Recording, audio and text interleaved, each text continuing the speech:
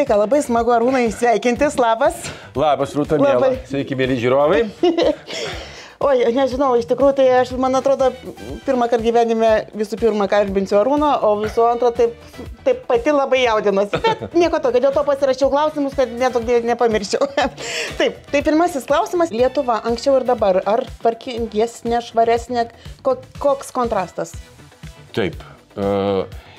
Tikrai švaresnė, aš važiavau į susitikimą su tavim, kaip tik mes gyvenam Balsiuose ir ten pravažiuoja Verkių mišką, ten dažnai tenka man būti. Ten yra Pagubės miškas, paskui Gulbinų miškas, Verkių miškas ir ten netgi kartais grybauti išeini, nors ten nelabai ko grasi, bet tų šiukšlių iš tiesų pamatai ir labiausiai nervina tos išverstos statybinės atliekos arba netgi tos pačios padangos išmestos miške. Bet kai pagalvoju, kad gal čia koks vienas iš 1000, iš 10 000, aišku, ir šaukštas deguto sugadina statinę medaus, bet tos tvarkos vis tiek yra žymiai daugiau, nes aš pamenu, kai mums tekdavo anksčiau dalyvauti tose balandžio akcijose, balandį švaros mėno, dar sovietiniais laikais dar būdavo, tos šiukšlės, jų ir turinys, ir jų kiekis buvo nepalyginamas su dabar. Tai nereiškia, kad tų problemų dabar nėra. Svarbiausia, kad tos šiukšlės turėtų mažėti visų, va čia pirma, mūsų visuomenės žmonių galvose. Taip, žodis tvarumas, ką jum, Arūnai, reiškia? Tai labai daug ką reiškia. Tai yra bendraja prasme gyvenimas tokiu būdu, gyvenimas taip, kad paliktum savo anūkams, kalbant, jau net ne vaikams, o anūkams švaresnę aplinką ir planetą negu ta, į kurią tu atėjai. Labai paprastas dalykas. O tada jau viskas ten telpa. Nes tenka matyti, mes turim kitus namus tam pačiam Kipre, labai nesunku yra palyginti. Kai tu atvažiuoji iš Lietuvos, tu grįžti į tą Lietuvą, kuri buvo prieš 35 metus, ten randi. Bet, kas yra keisčiausia, ir ten yra poslinkiai į gerąją pusę. Bet jų mentalitetas yra šiek tiek kitoks, nes kaip jie patys juokauja, sako, taigi ne aš tą šiukšlę numečiau, tu pakelk. Ne, sako, taigi ne aš, o kas, nežinau, Alachas numetė, Alachas tai kodėl pakelia. Jie turi tokį pokštą. Bet jie irgi daro tas akcijas Daro. Taip. Taip. Bet mes nebuvom išplaukę vieną kartą šiaip žvejot, tiesiog, velkiaut su dideliu kateriu. Tai kas 5, kas 7 minutės atrodo, kad užkybo, o traukia polietileno gabalą didžiausią. Iš jūros, iš Viduržemio jūros. Ir nuostabi graži jūra, bet tas jų mentalas vis tiek dar atsilieka. Tai labai smagu yra lyginti, kad mes jau negyvenam ten, kur gyvenom kadais. Norėjau paklausti apie maisto atliekų rūšiavimą, ką galvojat, Arūnai? Aš labai gerai galvoju, nes čia turbūt reikėtų kalbėti plačiaja prasme apie tvarų maisto naudojimą. Taip.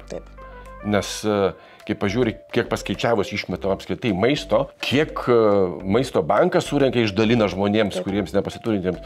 Tai praktiškai, jeigu mes neišmestume to maisto, visiems užtektų tiek, kad dar dvigubai daugiau liktų. Ir paskui sakom, kad visiems visko trūksta. Ne, trūksta supratimo ir būtent tvaraus mąstymo. Tai žodžiu, mažiau pirkim, ta prasme, pirkime tiek, kiek mums reikia iš tikrųjų maisto produktų. Kaip tik vieną klausimą turiu tokį, žodžiu, apie ėjimas į maisto prekių parduotuvę. Ar elementari kasdienybė, ar verčiau užsisakot produktus internetu su pristatymu į namus? Aš, pavyzdžiui, Arūno Vanicko parduotuvėje nemačiau. Labai retai. Aš apskritai žiauriai ko nemėgstu, tai vaikščioti į parduotuvės, ypač į drabužių, visų šitų pramoninių prekių. Man tai yra kažkas baisaus, kaip už nuodėmės reikia, Taip, keliais aplink prekybos centrą peitų sukalbėti 7 Sveika Marijas už nuodėmės. O maisto mes perkam dažniausiai centralizuotai ir labai dažnai mes praktiškai užsisakom viską į namus. Dabar toks vienas iš juokingesnių klausimų. Kiek vyrui reikia kojinių, kad vieną dieną nereikėtų pasakyti, neturiu ko apsirengti? Aš irgi perku kojines centralizuotai. Aš vieną kartą pagalvojau, reikia nusipirkti 365, kad kiekvieną dieną vyras galėtų nešioti naujas, nes man atsibosto jas plauti. Mes su vienu kolega, geru senu bičiuliu, vieną kartą esam paskaičiavę, kad jeigu yra normalus žmogus rūkorius, jeigu jis mestų rūkyti, jis kiekvieną dieną gali nusipirkti porą kojinių ir jų neskalbti, iš karto išmesti. Prašau. Čia prieš kiek metų skaičiavo. Oi, čia gal prieš 20 daugiau, bet iš tiesų tai buvo, nes ir cigaretės buvo pigesnės, bet ir kojinės buvo pigesnės. Tai kiek jums reikia kojinių, pavyzdžiui, kiek jūs turite? 2. Viena dešiniai kojai ir kairiai. Jo, ir kai susipurvina sukeiti kojai. Ja, šiaip kojinių reikia maždaug apie 20 porų. Tada užtenka, nes jos, kaip sakai, keičiasi, rotuojamas. Jo. Taip. Namų ruoša, kas užsiema pas jūs namuose? Gal esat pasidalinę darbais, kažkas plauna indus, kažkas siurbia kilimus? Ne, mes turime ekonomiją, kuri tuo pačiu ir prižiūri. Nes namas šiek tiek per didelis būtų, jeigu mes jame tik tvarkytumės, tai labai retai, kada išeitume apskritai iš namų. Nes mes, kai jį statėm, iš tiesų, tai jis toks buvo dar nelabai tvarus, nes šiais laikais, kai vaikai įsikraustė, gyventi 700 kvadratų name yra šiek tiek daugoka. Gerai, tarkim, nupirkote ingai papuošalą su deimantais, bet paaiškėjo, kad jie padirbti. Kaip elgtumėtės tokiu atveju? Ką darytumėt? Nieko, pats kaltas. Jeigu tu nebūdamas ekspertu pasitikė savo akimis arba tuo, kad tau pasako žodį, tai čia tik save gali kaltinti. Kaip sakoma, kad jeigu snukis kreivas, nereikia pykti ant veidrodžio. Ar tu perki deimantus, ar tu nusipirki brokuotą automobilį pasitikėdamas savim. Čia yra tavo problemos.